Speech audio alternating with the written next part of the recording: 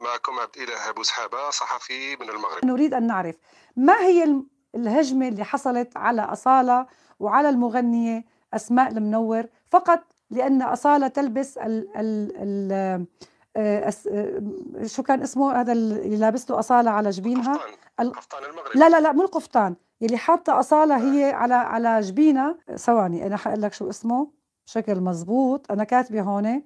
هو العقد اللي حاطته هي على جبينها، خيط الروح، صح؟ خيط الروح. نعم. أنا سألت، ما عندي فكرة تماما. هلا خيط الروح له مثل عقدة اسمه خيط الروح، تمام؟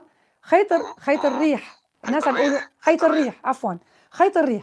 طبعا بعض الجزائريين يقول انه هذا تراث جزائري، وبيقول لك في ناس لا هذا تراث ما بين الجزائر والمغرب.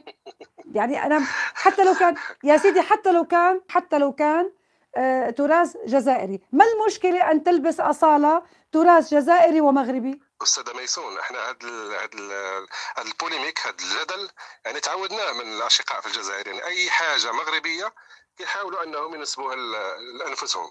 نعم. شفنا المشكل ديال القفطان، شفنا الكسكسي، شفنا الأركان، شفنا بزاف ديال الموروث المغربي. نعم. يتم مقارصنته واحتسابه للثقافة الجزائرية، مع العلم أن الثقافة الجزائرية والعمر ديال الدولة الجزائرية عمر قصير جدا. نعم. مقارنة مع تاريخ المغرب الذي يمتد لأكثر من 12 قرن.